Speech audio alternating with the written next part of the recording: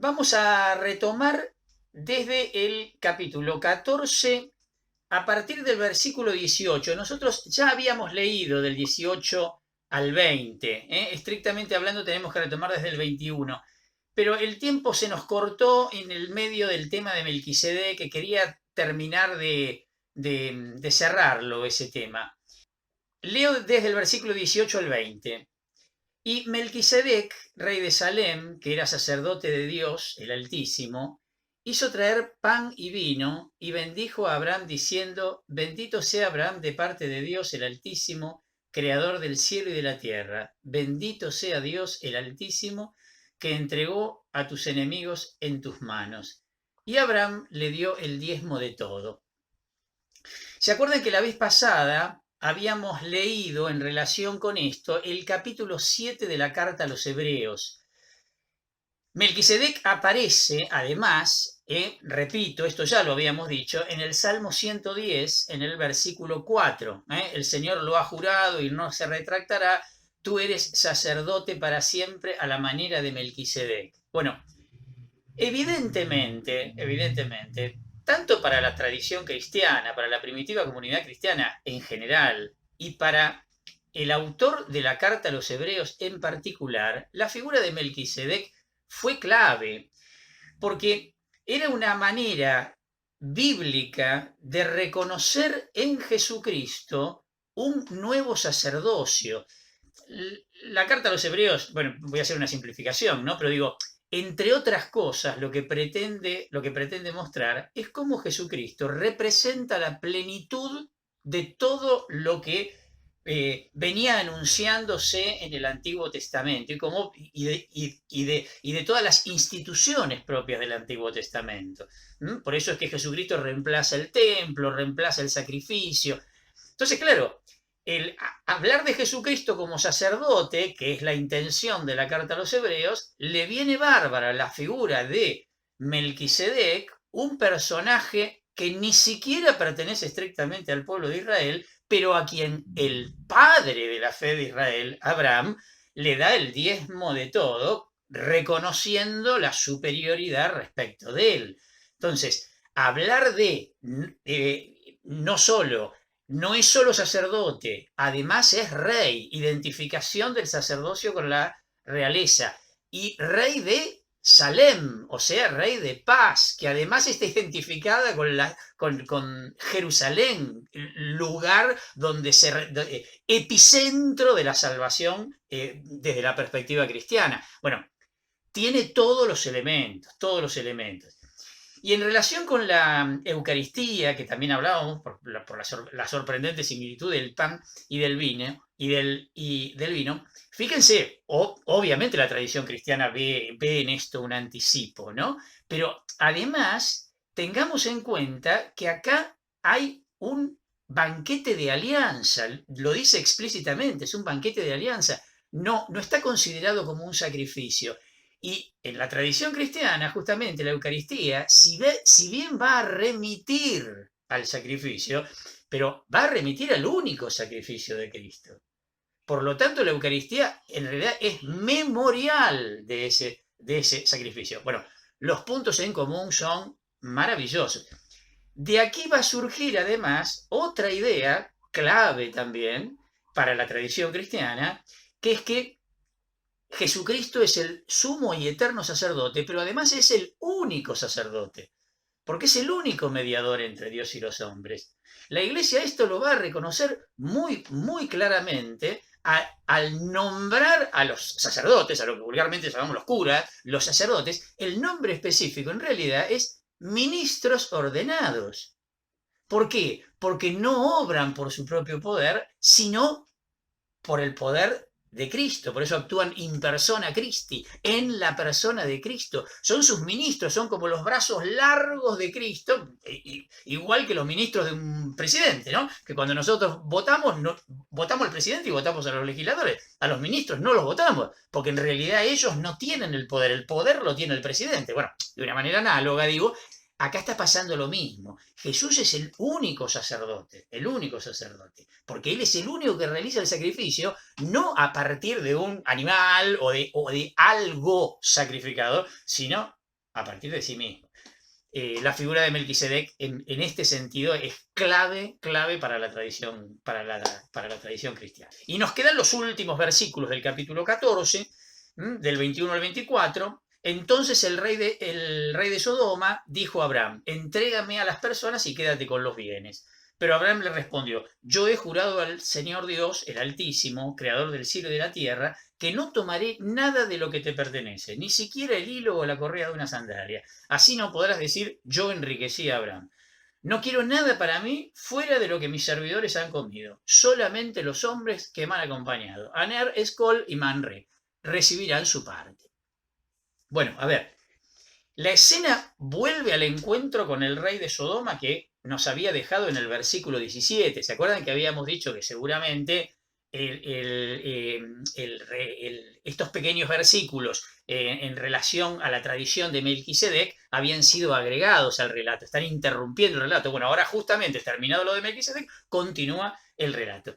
¿Y qué es lo que presenta? Una discusión sobre la repartición de un botín, una clara disputa, ¿sí? Lo que sí es interesante para armonizar esta introducción que se hizo de la tradición de Melquisedec, la identificación de Yahvé con el Elión del versículo 19, con el Dios Altísimo. Aparece ahora en boca de Abraham la mención de que había aparecido recién en los versículos relacionados con la persona de Melquisedec. Continuamos capítulo 15. Leo del 1 al 21. Después de estos acontecimientos, la palabra del Señor llegó a Abraham en una visión en estos términos: no temas, Abraham, yo soy para ti un escudo, tu recompensa será muy grande. Señor, respondió Abraham, ¿para qué me darás algo, si yo sigo sin tener hijos y el heredero de mi casa será Eliezer de Damasco?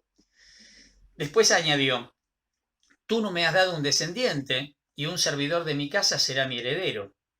Entonces el Señor le dirigió esta palabra: no, ese no será tu heredero será alguien que nacerá de ti. Luego lo llevó afuera y continuó diciéndole: mira hacia el cielo, y si puedes, cuenta las estrellas. Y añadió: así será tu descendencia. Abraham creyó en el Señor, y el Señor se lo tuvo en cuenta para su justificación. Entonces el Señor le dijo: yo soy el Señor que te hice salir de Ur de los Caldeos para darte en posesión esta tierra. Señor, respondió Abraham, ¿cómo sabré que la voy a poseer? El Señor le respondió: tráeme una ternera, una cabra y un carnero, todos ellos de 3 años, y también una tórtola y un pichón de paloma. Él trajo todos estos animales, los cortó por la mitad y puso cada mitad una frente a otra, pero no dividió los pájaros. Las aves de rapiña se abalanzaron sobre los animales muertos, pero Abraham los espantó. Al ponerse el sol, Abraham cayó en un profundo sueño y lo invadió un gran temor, una densa oscuridad. El Señor le dijo: tienes que saber que tus descendientes emigrarán a una tierra extranjera. Allí serán esclavizados y maltratados durante 400 años. Pero yo juzgaré a la nación que los esclavizará y después saldrán cargados de riquezas. Tú, en cambio, irás en paz a reunirte con tus padres y serás sepultado después de una vejez feliz. Solo a la 4ª generación tus descendientes volverán aquí, porque hasta ahora no se ha colmado la iniquidad de los amorreos. Cuando se puso el sol y estuvo completamente oscuro, un horno humeante y una antorcha encendida pasaron en medio de los animales descuartizados. Aquel día el Señor hizo una alianza con Abraham, diciendo: yo he dado esta tierra a tu descendencia, desde el torrente de Egipto hasta el gran río, el río Éufrates, los kenitas, los kenicitas, los cadmonitas, los hititas, los perisitas, los refaim, los amorreos, los cananeos, los girgasitas y los jebuseos. Gran capítulo, este capítulo 15, porque representa la alianza según la versión ya vista. Algunos dicen que acá podría estar apareciendo, ahora lo vamos a decir, la tradición eloísta. A ver, el capítulo contiene dos relatos originalmente independientes. Uno es lo que va del versículo 1 al versículo 6, que describe una visión profética en la que se le promete a Abraham una gran posteridad. Y el otro es lo que va del 7 al 21, que se centra en la promesa de la tierra y en esta alianza ritual que se describe en el relato. Reunidos estos dos textos y colocados aquí, forman como una introducción a los dramáticos relatos que van a venir enseguida. Enseguida va a venir ni más ni menos que la destrucción de Sodoma y Gomorra, ¿no? La crítica literaria, esto que les decía recién, según numerosos autores, reconoce que aquí está apareciendo una tercera tradición, respecto de las que nos venían acompañando hasta este momento, que especialmente tendría participación en el primero de los relatos, en lo que va del versículo 1 al 6, que estamos hablando de la tradición eloísta. Tercera, porque hasta ahora estábamos o con textos de la tradición yavista o con textos de la tradición sacerdotal. Este sería el primer texto eloísta en el libro del Génesis. Empecemos versículo por versículo. Después de estos acontecimientos, entonces dice el versículo 1, la palabra del Señor llegó a Abraham en una visión en estos términos. No temas, Abraham, yo soy para ti un escudo. Tu recompensa será muy grande. Bueno, encontramos la típica frase profética, vino la palabra del Señor, ¿sí? En el capítulo 20, versículo 7, Abraham va a ser denominado también profeta, y en un texto que también pertenece a la tradición eloísta. Cuando estábamos en los primeros capítulos del Génesis, yo les había aclarado, recuerdo, cuando apareció el nombre, los dos nombres, Yahvé por un lado y Elohim por el otro, en el relato de la creación, yo les había aclarado de dónde venía el nombre de Elohim y que justamente era la característica de la tradición eloísta. Y habíamos dicho que la tradición eloísta la podíamos ubicar, temporalmente hablando, más o menos unos 2 siglos más tarde que la tradición yavista, que la ubicamos en la época de la monarquía. Por lo tanto, estaríamos en la época de la división de los reinos, y la tradición eloísta es una tradición que responde al reino del norte. Recuerden que habíamos dicho, en el reino del norte se habían alejado del templo, se habían alejado de la dinastía davídica, con lo cual se consideraba que se habían alejado de la alianza. Y este va a ser el momento en donde van a aparecer los profetas con mucha fuerza. Bueno, la tradición eloísta va a tener una fuerte influencia profética, y más que nada en un sentido moral, ¿sí? De llamar a la conversión, de llamar a la vuelta a la alianza. Por eso decíamos además de que los antropomorfismos que solían aparecer en la tradición yavista no estaban tan presentes en la tradición eloísta por este tema de que Dios no se lo concebía como alguien tan cercano. Dios estaba como más, entre comillas, no lo digo, como un Dios más enojado porque el pueblo permanentemente se manifestaba infiel a la alianza con Dios. Entonces, bueno, el que aparezca este lenguaje profético, el que Abraham se lo considere un profeta, son claros indicios de que estamos en presencia de la tradición eloísta. Versículo 2 y 3. Señor, respondió Abraham, ¿para qué me darás algo si yo sigo sin tener hijos y el heredero de mi casa será Eliezer de Damasco? Después añadió, tú me has dado un descendiente y un servidor tú no me has dado un descendiente y un servidor de mi casa será mi heredero. No tenemos una explicación satisfactoria para un paralelo que en hebreo se escucha, por decirlo de alguna manera. Aquí aparece la expresión hebrea Ben Mesek, hijo de mayordomo, y Dan Mesek, que significa Damasco. Es difícil encontrar la explicación. Ahora llama la atención. Cuando suelen aparecer estas cosas es por algún motivo. Ese motivo está oscuro, evidentemente.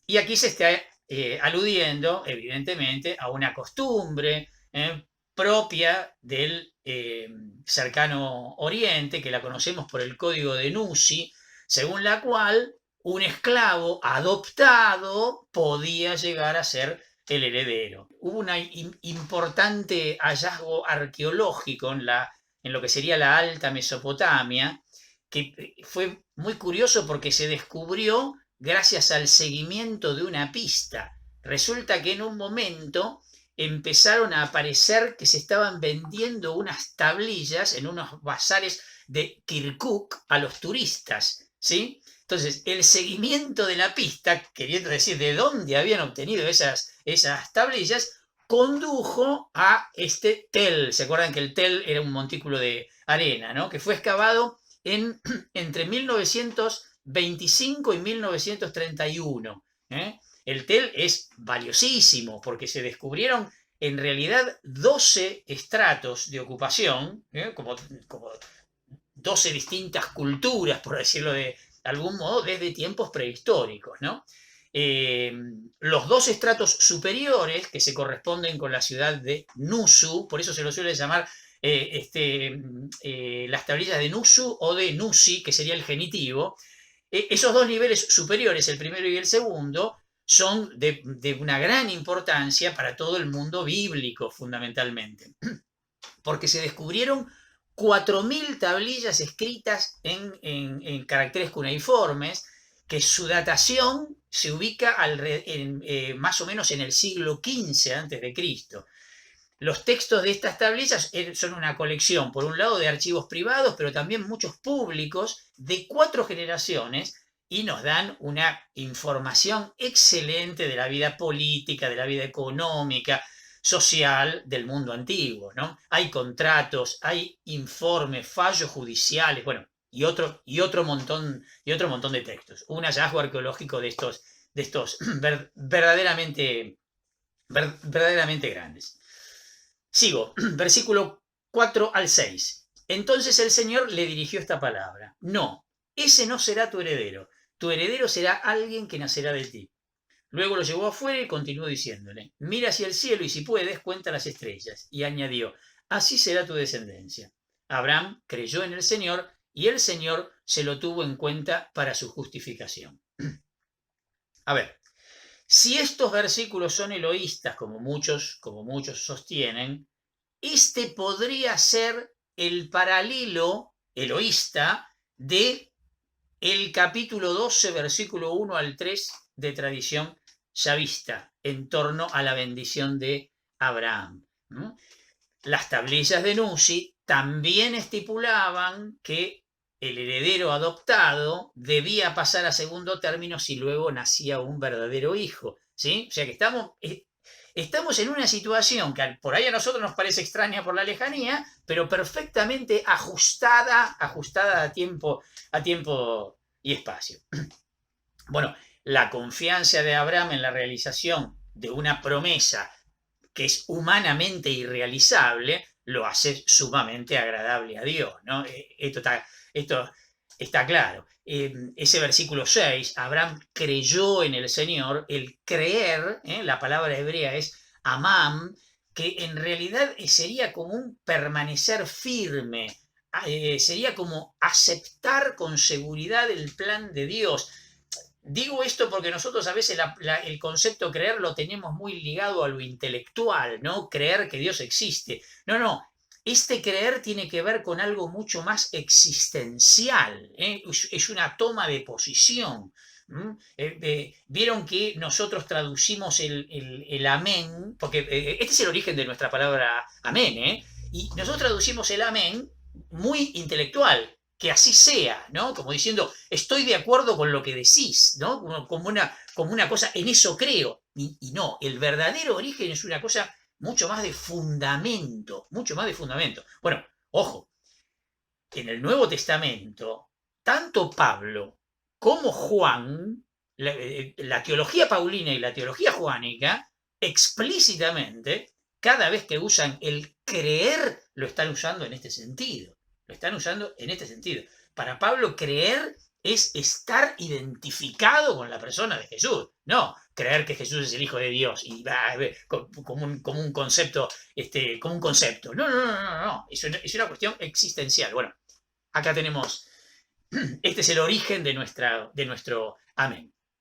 Y se lo tuvo en cuenta para su justificación. Aparece todo el tema de la justicia. En el Nuevo Testamento también la justicia, creo que lo hemos dicho ya alguna vez, está asociada con lo que sería la acomodación a la voluntad de Dios. Especialmente en el Evangelio de Mateo, la palabra justicia va a ser una palabra clave del Evangelio de Mateo. Versículos 7 y 8. Entonces el Señor le dijo: yo soy el Señor que te hice salir de Ur de los Caldeos para darte en posesión esta tierra. Señor, respondió Abraham, ¿cómo sabré que la voy a poseer? A ver, esta autoidentificación del Señor está indicando evidentemente la introducción de un relato distinto. ¿Se acuerdan que habíamos dicho que había un primer relato que iba del versículo 1 al versículo 6 y que después, digamos, otro que empezaba en el versículo 7 hasta el 21? Bueno, evidentemente está empezando acá en el versículo 7. La tierra prometida, como en tantas otras oportunidades, aparece en oposición a otras tierras. Lo mismo había aparecido en el capítulo 12, lo mismo había aparecido, la misma idea, había aparecido también en el capítulo 13. Y el hecho de que Abraham pida un signo, de algún modo contrasta con la fe absoluta que se manifestó en el versículo anterior, en el versículo 6. Bueno, son estos desajustes que a veces se dan por la mezcla de distintas tradiciones, ¿no? Versículo 9 al 12. El Señor le respondió: tráeme una ternera, una cabra y un carnero, todos ellos de 3 años, y también una tórtola y un pichón de paloma. Él trajo todos estos animales, los cortó por la mitad y puso cada mitad una frente a otra, pero no dividió los pájaros. Las aves de rapiña se abalanzaron sobre los animales muertos, pero Abraham los espantó. Al ponerse el sol, Abraham cayó en un profundo sueño y lo invadió un gran temor, una densa oscuridad. A ver, en respuesta al pedido de Abraham, Dios lo que hace es sellar una alianza con él. Los animales mayores, ¿vieron que dice que fueron divididos en mitades, que se colocaron una frente a otra? Bueno, era un típico ritual de alianza este. Por Jeremías, el libro de Jeremías, capítulo 34, versículo 18, sabemos explícitamente que las partes contratantes pasaban entre las dos mitades para simbolizar que estaban dispuestas a sufrir la suerte de esos animales si quebrantaban la alianza. ¿Sí? Miren lo que dice, versículo 18, capítulo 34 de Jeremías. Y a los hombres que transgredieron mi alianza, que no cumplieron las cláusulas del pacto que habían concertado en mi presencia, los trataré como al ternero que ellos cortaron en dos y entre cuyos pedazos pasaron. Clarísimamente. Se está refiriendo a no es que Jeremías se esté refiriendo a este acontecimiento, pero sí al mismo ritual. Las aves de presa, estas que se abalanzan queriendo comer, seguramente son símbolos de los peligros que van a amenazar la alianza y que son ahuyentadas, como de hecho todos esos peligros fueron ahuyentados por la fe de Abraham, ¿no?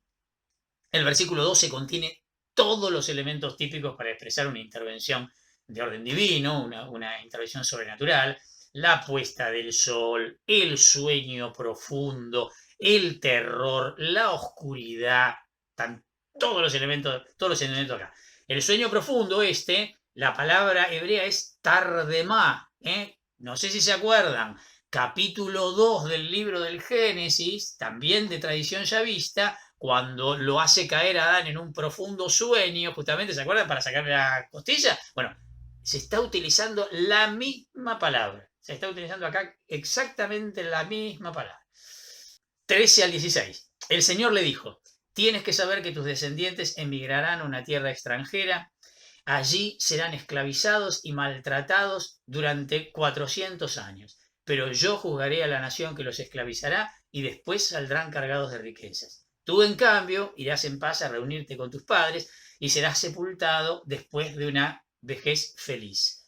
Solo a la cuarta generación tus descendientes volverán aquí, porque hasta ahora no se ha calmado la iniquidad de los amorreos. Bueno, esta evidentemente es una inserción que rompe la continuidad entre los versículos 12 y 17, ¿sí? Y explica además, es interesante, porque explica por qué se postergó tanto el cumplimiento de la promesa en última instancia, ¿no?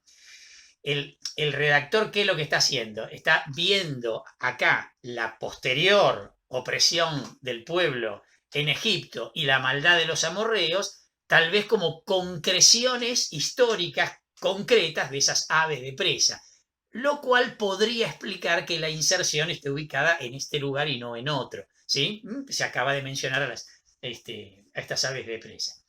El autor evidentemente tiene un profundo sentido de la historia de la salvación. De hecho, no van a ser suficientes ni 400 años para interrumpir realmente el plan de Dios, que dirige la historia hacia un objetivo bien concreto, invariablemente este plan. Versículo 17. Cuando se puso el sol, ven que ahora se está retomando, cuando se puso el sol y estuvo completamente oscuro, un horno humeante y una antorcha encendida pasaron en medio de los animales descuartizados. Bueno, otra vez, ¿no? Dios es simbolizado frecuentemente con las figuras del fuego. Lo mismo va a aparecer en el Éxodo con la zarza ardiente de Moisés, en el cruce del Mar Rojo, también en el capítulo 13, en el capítulo 19, en la gran teofanía del Sinaí. Fíjense, interesantísimo. Solo él pasa por el medio. ¿Por qué? Y porque la alianza es unilateral, incondicional por parte de Abraham. Recuerdan que recién habíamos dicho, en el ritual lo que se hacía era que los dos pasaban por entre los animales partidos, porque era el modo de comprometerse con lo pactado. No, acá el único que se compromete es Dios. No le pide a Abraham que pase y de hecho Abraham no pasa. Versículo 18. Aquel día el Señor hizo una alianza con Abraham diciendo: yo he dado esta tierra a tu descendencia desde el torrente de Egipto hasta el gran río, el río Éufrates. Bueno, la conclusión de la alianza asegura al Israel posterior la posesión de la tierra, ¿no? Como promesa. Y estas fronteras son las que representan las del tiempo de Salomón. En 1 Reyes, primer libro de los Reyes, capítulo 4, versículo 20 y capítulo 5, versículo 1, dice: Judá e Israel eran tan numerosos como la arena que está a la orilla del mar, todos comían, bebían y vivían felices. Salomón dominaba sobre todos los reinos, desde el río hasta el país de los filisteos y hasta la frontera de Egipto. Ellos pagaban un tributo y estuvieron sometidos a Salomón durante toda su vida. ¿Ven? Los límites que se describe en realidad son los límites del imperio en la época de Salomón, que es de donde proviene al menos el origen, no estoy diciendo que se haya escrito en ese momento, pero al menos el origen donde ubicamos la tradición yavista, ¿no? Bueno, y versículos 19 al 21, los kenitas, los kenicitas, los cadmonitas, los hititas, los pericitas, los refaín, los amorreos, los cananeos, los girgasitas y los jebuseos. Esta también es una inserción explicativa que presenta a quienes y a los pueblos desposeídos en favor del pueblo de Dios, ¿no? Las listas son frecuentes, aparecen en muchas oportunidades y las variaciones muestran que no se pretende un rigor histórico, un rigor geográfico, son más bien simbólicas. Aquí aparecen de nuevo porque ya los venimos escuchando de hace rato, ¿no? Aparecen los kenitas, el gentilicio de Caín, que van a volver a aparecer después más adelante en el libro de los jueces. Los kenicitas probablemente haya que identificarlo con los hurritas, y los cadmonitas serían los orientales de Kedem. Bien, con esto terminamos el capítulo 15 entonces. Capítulo 16. Justamente vamos a leer los versículos 1 al 16. Sarai, la esposa de Abraham, no le había dado ningún hijo, pero ella tenía una esclava egipcia llamada Agar. Sarai dijo a Abraham: ya que el Señor me impide ser madre, únete a mi esclava, tal vez por medio de ella podré tener hijos. Y Abraham accedió al deseo de Sarai. Ya hacía 10 años que Abraham vivía en Canaán, cuando Sarai, su esposa, le dio como mujer a Agar, la esclava egipcia. Él se unió con Agar y ella concibió un hijo. Al ver que estaba embarazada, comenzó a mirar con desprecio a su dueña. Entonces Sarai dijo a Abraham: que mi afrenta recaiga sobre ti. Yo misma te entregué a mi esclava y ahora al ver que estaba embarazada, ella me mira con desprecio. El Señor sea nuestro juez, el tuyo y el mío. Abraham respondió a Sarai, puedes disponer de tu esclava, trátala como mejor te parezca. Entonces Sarai la humilló de tal manera que ella huyó de su presencia. El ángel del Señor la encontró en el desierto junto a un manantial, la fuente que está en el camino a Sur, y le preguntó, Agar, esclava de Sarai, ¿de dónde vienes y a dónde vas? Estoy huyendo de Sarai, mi dueña, le respondió ella. Pero el ángel del Señor le dijo, vuelve con tu dueña y permanece sometida a ella. Luego añadió, yo multiplicaré de tal manera el número de tus descendientes que nadie podrá contarlos. Y el ángel del Señor le siguió diciendo, tú has concebido y darás a luz un hijo al que llamarás Ismael, porque el Señor ha escuchado tu aflicción. Más que un hombre será un asno salvaje, alzará su mano contra todos, y todos la alzarán contra él, y vivirá enfrentado a todos sus hermanos. Agar llamó al Señor que le había hablado con este nombre. Tú eres el Roí, que significa Dios se hace visible, porque ella dijo, ¿no he visto yo también a aquel que me ve? Por eso aquel pozo que se encuentra entre Cades y Bered se llamó Pozo de la Jai-Roí, que significa Pozo del viviente que me ve.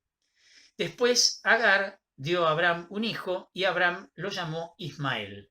Cuando Agar lo hizo padre de Ismael, Abraham tenía 86 años.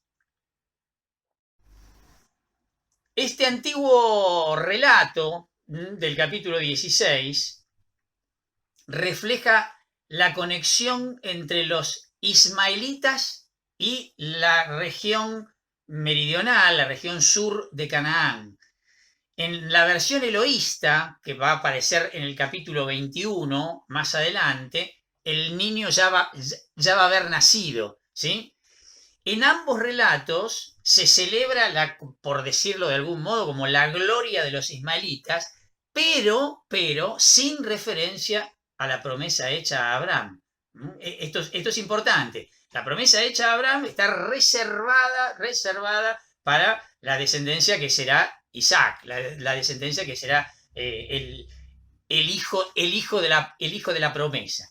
Aquí el chavista lo utilizó para poner de relieve la tensión que va a crecer en el interior de Abraham por el tema de la falta de un heredero, que le va a dar además un tono dramático y un suspenso a esta promesa que por cómo vienen los datos parece muy improbable que se pueda realizar, ¿no?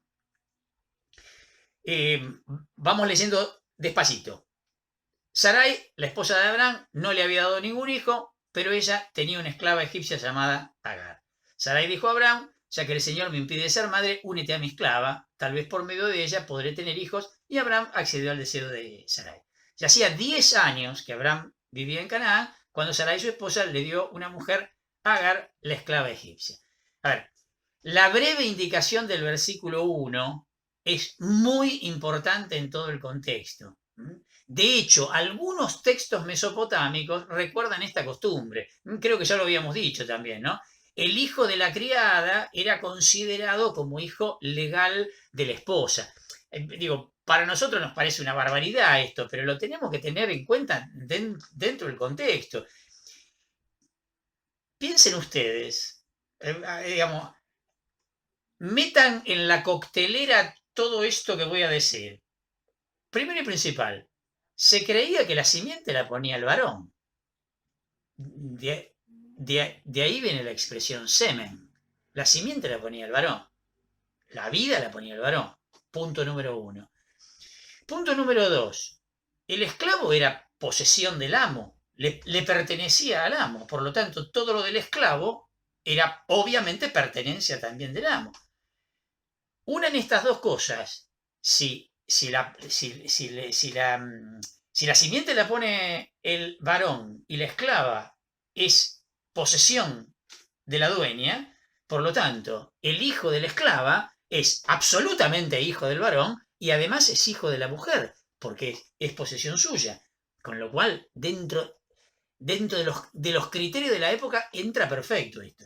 ¿Dónde se entiende, además, este tipo de conductas? Se entiende en el marco de una cultura que prioriza de tal manera la descendencia que directamente considera un fracaso, una infelicidad el no poder tener hijos, entonces hay que tener hijos a toda costa. No estamos todavía en un contexto politeísta porque el yavista evidentemente no lo ve con buenos ojos. Perdón, dije politeísta, poligámico quise decir, porque el yavista evidentemente no lo ve con buenos ojos. Recuerden lo que habíamos leído en el capítulo 2, versículo 22-24, ¿no? Ya concibe a la pareja monogámicamente, aparentemente el yavista, pero la poligamia estaba extendida en toda la región, incluso en el mismo Israel va a haber poligamia en los reyes ¿se entiende? Entonces, la conducta es absolutamente lógica y ya la vamos a ver repetida en el resto de los patriarcas que vienen después, ¿no? Versículo 4 al 6. Él se unió con Agar y ella concibió un hijo. Al ver que estaba embarazada, comenzó a mirar con desprecio a su dueña. Entonces Sarai dijo a Abraham: que mi afrenta recaiga sobre ti, y yo misma te entregué a mi esclava. Bueno, que Dios sea juez entre nosotros. Y Abraham, que la deja a su disposición, como diciendo: bueno, haz lo que quieras con tu esclava. Después de todo, es tu esclava. Bueno, la actitud de Agar justifica también, según la ley mesopotámica, las acciones de Abraham ante la situación de conflicto. Estaba todo pautado, y también justifica la actitud de Sara, con lo cual Agar es reducida aún más a un estado de esclavitud, ¿no? Versículo 7 al 10. El ángel del Señor la encontró en el desierto junto a un manantial y empieza este diálogo, ¿no? Bueno, Agar toma el camino del sur que iba de Beersheba a Egipto. Si suponemos que el punto de partida fue Mamre, habría sido un camino bastante largo para una mujer embarazada. Tal vez estemos aquí ante una tradición independiente. Si no encaja demasiado bien geográficamente. El ángel del Señor es etimológicamente un mensajero. La palabra que aparece es malaj, ¿sí? Por el versículo 13 se ve que el relato, que va a aparecer enseguida, se ve que el relato describía una aparición originariamente de Dios mismo. Ya vamos a ver que cuando se refiere Agar a Dios en el versículo 13. Este ángel que aparece acá parece ser un intento posterior de suavizar un poco el antropomorfismo repetido en otras veces en el libro del Génesis, ¿no? La promesa del ángel, fíjense en el versículo 10, en primera persona, como si el ángel es el que prometiera, es semejante a la que se le hiciera a Abraham antes, ¿no? O sea que acá se está jugando permanentemente entre este concepto de a veces como ángel, a veces como Dios, para no querer hablar directamente de Dios que se presenta ante el ser humano, ¿no? El ángel del Señor le siguió diciendo: tú has concebido y darás a luz un hijo, al que llamarás Ismael, porque el Señor ha escuchado tu aflicción. Más que un hombre, será un asno salvaje, alzará su mano contra todos y todos estarán contra él y vivirá enfrentado a sus hermanos. El nombre del hijo de Agar será una justificación de la mujer esclava, ¿sí? El oye, Ismael, el yavista lo está interpretando como Yahvé, el Señor. Al futuro hijo se lo describe como un nómada, independiente y guerrero, que no es otra cosa más que la personificación de lo que van a terminar siendo sus descendientes, al menos desde la visión del pueblo de Israel, ¿no? Agar llamó versículo 13 y 14, ¿no? Agar llamó al Señor que le había hablado con este nombre: tú eres el Roí, que significa Dios se hace visible, porque ella dijo: no he visto yo también a aquel que me ve. Por eso aquel pozo que se encuentra en Cades Bered se llamó Pozo de la Jai Roí, que significa pozo del viviente que me ve. Bueno, estos versículos parecen contener una explicación de los ismaelitas, donde aparece una preocupación casi más que nada cultural. Dios es llamado por Agar el Roí, que sería Dios de visión. Pero la explicación del nombre es oscura. Recalca más el hecho de que Agar no murió, seguramente, ¿no? no murió al ver a Dios. Por esta expresión, ¿se acuerdan? En el libro del Éxodo, capítulo 33, versículo 20, dice, pero tú no puedes ver mi rostro, añade Dios, porque ningún hombre puede verme y seguir viviendo. El nombre del pozo, Beer Lahai Roi, Beer es pozo, Lahai Roi, está dedicado al viviente que me ve. Se encuentra en la región sur de Canaán.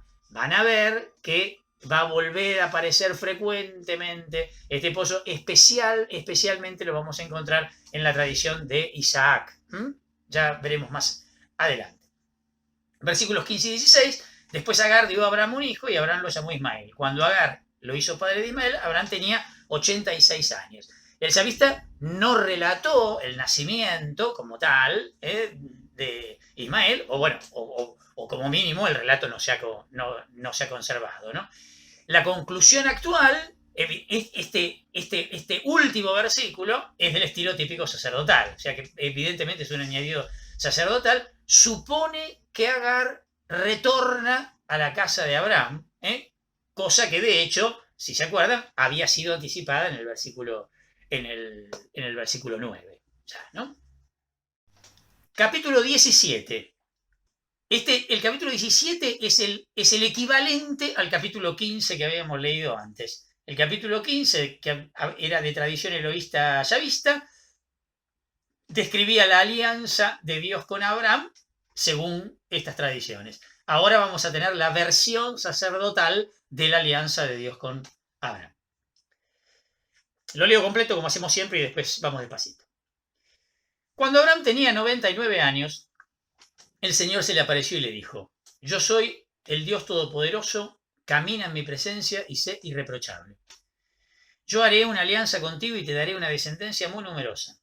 Abraham cayó con el rostro en tierra, mientras Dios le seguía diciendo, esta será mi alianza contigo. Tú serás el padre de una multitud de naciones. Y ya no te llamarás más Abraham. En adelante tu nombre será Abraham, para indicar que yo te he constituido padre de una multitud de naciones. Te haré extraordinariamente fecundo. De ti suscitaré naciones y de ti nacerán reyes. Estableceré mi alianza contigo y con tu descendencia a través de las generaciones. Mi alianza será una alianza eterna y así yo seré tu Dios y el de tus descendientes. Yo te daré en posesión perpetua, a ti y a tus descendientes, toda la tierra de Canaán, esa tierra donde ahora resides como extranjero, y yo seré su Dios. Después Dios dijo a Abraham, tú por tu parte serás fiel a mi alianza, tú y también tus descendientes a lo largo de las generaciones. Y esta es mi alianza con ustedes, a la que permanecerán fieles tú y tus descendientes. Todos los varones deberán ser circuncidados.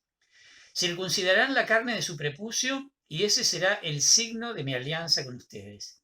Al cumplir 8 días serán circuncidados todos los varones de cada generación, tanto los nacidos en la casa como los que hayan sido comprados a un extranjero, a alguien que no es de tu sangre. Sí, tanto los nacidos en tu casa como los que hayan sido comprados serán circuncidados. Así ustedes llevarán grabada en su carne la señal de mi alianza eterna. Y el incircunciso, aquel a quien no se haya cortado la carne de su prepucio, será excluido de su familia porque ha quebrantado mi alianza. También dijo Dios a Abraham, a Sarai, tu esposa, no la llamarás más Sarai, sino que su nombre será Sara. Yo la bendeciré y te daré un hijo nacido de ella, al que también bendeciré. De ella suscitaré naciones y de ella nacerán reyes de pueblos. Abraham cayó con el rostro en tierra y se sonrió, pensando, ¿se puede tener un hijo a los 100 años? ¿Y Sara a los 90 podrá dar a luz? Entonces Abraham dijo a Dios, basta con que Ismael viva feliz bajo tu protección. Pero Dios le respondió, no, tu esposa Sara te dará un hijo a quien pondrás el nombre de Isaac. Yo estableceré mi alianza con él y con su descendencia como una alianza eterna. Sin embargo, también te escucharé en lo que respecta a Ismael. Lo bendeciré, lo haré fecundo y le daré una descendencia muy numerosa. Será padre de 12 príncipes y haré de él una gran nación. pero mi alianza la estableceré con Isaac, el hijo que Sara te dará el año próximo para esta misma época. Y cuando terminó de hablar, Dios se alejó de Abraham. Entonces Abraham tomó a su hijo Ismael y a todos los demás varones que estaban a su servicio, tanto los que habían nacido en su casa como los que había comprado, y aquel mismo día les circuncidó la carne del prepucio conforme a la orden que Dios le había dado. Cuando fueron circuncidados, Abraham tenía 99 años y su hijo Ismael 13. Abraham e Ismael fueron circuncidados el mismo día, y todos los varones de su servidumbre, los nacidos en su casa y los comprados extranjeros, fueron circuncidados junto con él.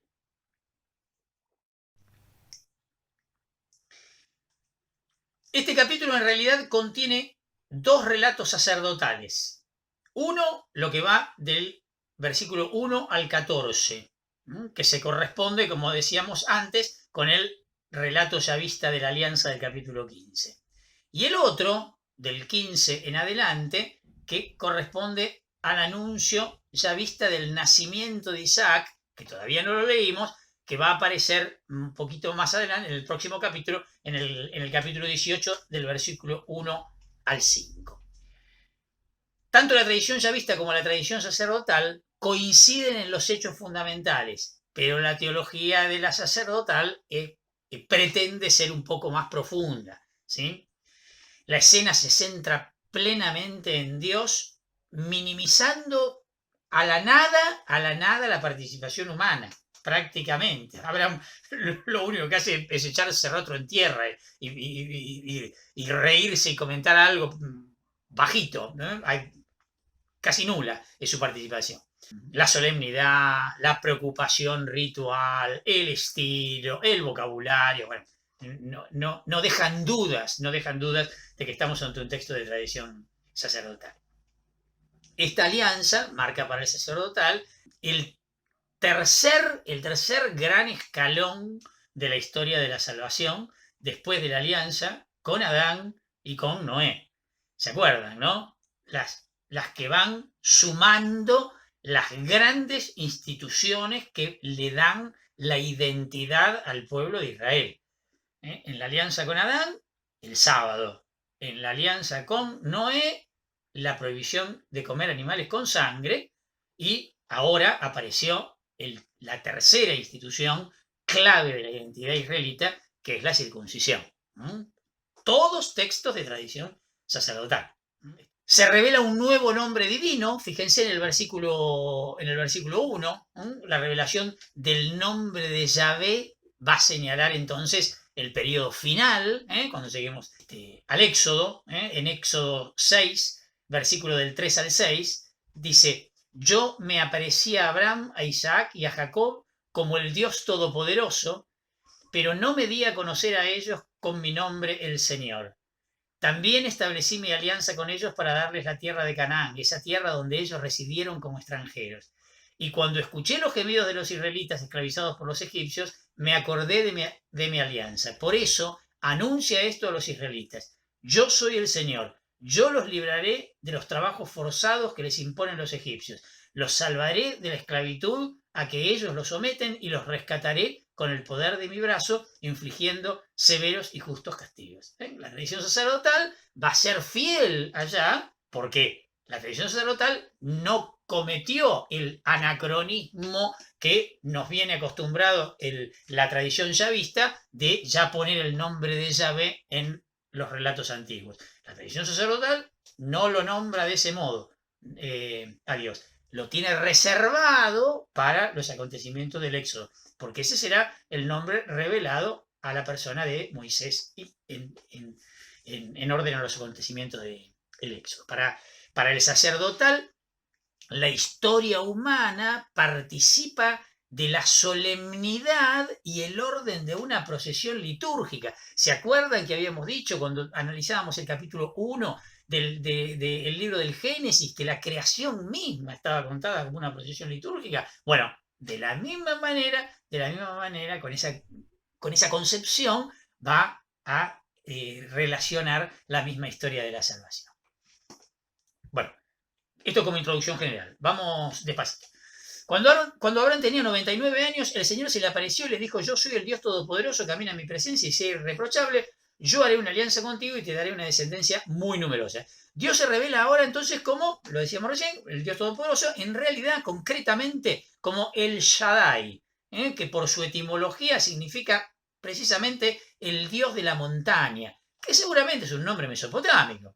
La relación de la montaña con los dioses es habitual, ¿no? Porque justamente son los lugares que están más cerca del cielo, entonces son un lugar simbólico por excelencia. El sacerdotal siempre subraya además este tema de la respuesta religiosa y moral que el hombre debe dar a Dios. En la segunda parte del versículo 1, camina en mi presencia y sé irreprochable, ¿no? En ese mismo marco. Del 3 al 6. Abraham cayó con el rostro en tierra, mientras Dios le seguía diciendo: esta será mi alianza contigo, tú serás el padre de una multitud de naciones, y ya no te llamarás más Abraham, en adelante tu nombre será Abraham, para indicar que yo te he constituido padre de una multitud de naciones. Te haré extraordinariamente fecundo, de ti suscitaré naciones, de ti nacerán reyes. Bueno, la acción de Abraham indica su aceptación, ¿no? Que por otra parte además es la típica reacción del ser humano frente a la divinidad, ¿no? El contenido de este pacto es unilateral, ¿sí? Es la promesa divina de una gran descendencia. El cambio de nombre significa el cambio que se va a realizar en la persona del patriarca a causa de esta misma promesa. Los dos nombres, Abraham por un lado, que significa el Padre o Dios es exaltado, se convierte ahora en Abraham, etimológicamente parecido, pero que significa por asonancia padre de una multitud. La multitud de las naciones indica una extensión del reino que pretende incluir también a los no israelitas. 7.8. Estableceré mi alianza contigo y con tu descendencia a través de las generaciones. Mi alianza será una alianza eterna y así yo seré tu Dios y el de tus descendientes. Yo te daré en posesión perpetua a ti y a tus descendientes toda la tierra de Canaán, esa tierra donde ahora resides como extranjero, y yo seré su Dios. El nuevo tema de este pasaje, versículo 7, es la extensión de la alianza a las generaciones sucesivas. Aparece esta idea acá. La promesa de la tierra, versículo 8, representa un paralelo con lo que ya habíamos escuchado de tradición ya vista en el capítulo 15, versículo 18. Pero aquí se afirma como con mayor solemnidad. Y además guarda relación con esto que decíamos de que Abraham es todavía extranjero en esta tierra. Ya van a ver que esta idea va a volver a aparecer. Todavía no está en posesión de la tierra. Esto será una conquista que vendrá más adelante. Por ahora todavía no es la tierra de él, lo será de su descendencia. Después dijo Abraham: tú por tu parte serás fiel a mi alianza, tú y también tus descendientes a lo largo de las generaciones. Y esta es mi alianza con ustedes, a la que permanecerán fieles tú y tus descendientes. Y aparece el tema de la circuncisión con toda la aclaración puntillosa hasta el versículo 14. Bueno, la circuncisión es el signo de la alianza. Por parte de Dios, porque Dios reconocerá al circuncidado como partícipe de la alianza. Y por parte del circuncidado, porque indica de ese modo la aceptación de la voluntad divina. Aunque la circuncisión era una antigua práctica entre los hebreos y también en los pueblos vecinos, no recibió el pleno significado, este contundente significado religioso que acá se está indicando. Recién lo va a recibir en la época posterior al destierro, que es la época donde ubicamos la tradición sacerdotal. Piensen ustedes que la circuncisión era una práctica habitual porque era una medida de orden profiláctico. Además, digamos, en todo caso, si tenemos que buscar alguna extrañeza, es que esto ocurra al 8º día de nacido. En muchísimas culturas más bien ocurría en la época de la pubertad, donde casualmente va a ocurrir el caso de Ismael, que dice 13 años, ¿no? Porque era el paso a la vida adulta, al ejercicio de la sexualidad. Pero lo encontramos en un montón de culturas y no necesariamente ligada estrictamente a un valor explícitamente religioso. Las precisas estipulaciones de los versículos 12 al 14 muestran claramente un desarrollo posterior. Esto lo vamos a encontrar descrito más minuciosamente recién en el libro del Levítico, ¿sí? Como prescripción cultural. Y fíjense, ¿no? Negarse a ser circuncidado era sinónimo de rechazar la alianza y por lo tanto justificaba la excomunión. Versículo 15-16. También dijo Dios a Abraham: a Sarai tu esposa no la llamarás más Sarai, sino que su nombre será Sara. Yo la bendeciré y te daré un hijo nacido de ella, al que también bendeciré. De ella suscitaré naciones y de ella nacerán reyes de pueblos. Está iniciando acá la segunda parte que habíamos dicho, ¿no? Sarai participa de la bendición de la alianza y así también merece el cambio de nombre, igual que Abraham. No se da una explicación del nuevo nombre, etimológicamente significan lo mismo, no está claro a qué viene este cambio de nombre. Como en el versículo 5 se limita a consignar el simple cambio lingüístico y une los dos relatos, el cambio de nombre de Abraham con el cambio de nombre de Sara, con la referencia a las naciones y a los reyes, que aparecen en el versículo 6 y ahora vuelve a aparecer en el versículo 16. Versículo 17. Abraham cayó con el rostro en tierra y se sonrió pensando: ¿se puede tener un hijo a los 100 años? Y Sara a los 90, dar a luz. El motivo de la risa se relaciona varias veces con el nacimiento de Isaac. Ya lo vamos a ver. Va a volver a aparecer en el capítulo 18, va a volver a aparecer en el capítulo 21. Lo que originariamente era un juego de palabras, Yishak, Shakei, reír, fue empleado por el sacerdotal para expresar el carácter extraordinario del acontecimiento, ¿no? Dado que el nacimiento es un elemento necesario en el plan divino, por la promesa que de hecho hizo previamente Dios, participa del carácter milagroso de todo esto que estamos diciendo, que prácticamente no hay intervención humana acá. Todo lo hace Dios, ¿no? Aún lo imposible. Versículo 18 y 19. Entonces Abraham dijo a Dios: basta con que Ismael viva feliz bajo tu protección. Pero Dios le respondió: no, tu esposa Sara te dará un hijo que pondrás el nombre de Isaac. Yo estableceré mi alianza con él y con tu descendencia como una alianza eterna. Fíjense, Abraham, ante esto, pide una bendición especial para Ismael, que ya había nacido. Más vale pájaro en mano que 100 volando, estará pensando Abraham. En vez de reservarla a un hijo que va a venir y que además el nacimiento es problemático e improbable, bueno, dale, al menos bendecirlo a Ismael. A pesar de esto, Dios tercamente confirma su alianza a través de Isaac. Esto se va a realizar. Versículo 20 al 22. Sin embargo, también te escucharé en lo que respecta a Ismael, lo bendeciré, lo haré fecundo, le daré descendencia muy numerosa, será padre de 12 príncipes y haré de él una gran nación. Pero mi alianza la estableceré con Isaac, el hijo que Sara te dará el niño próximo para esta misma época. Y cuando terminó de hablar, Dios se alejó de Abraham. Dios escucha la súplica en favor de Ismael, le concede fecundidad y habla sobre 12 príncipes. Después ya lo vamos a leer en el capítulo 25, cuando se hable de la descendencia de Ismael, y van a aparecer los 12 hijos de Ismael. Fíjense que el paralelo, ¿no? Los 12 hijos de Ismael, los 12 hijos de Jacob, interesante. Versículo 23 al 27. Entonces Abraham tomó a su hijo Ismael y a todos los demás varones, bueno, y viene el tema de la circuncisión.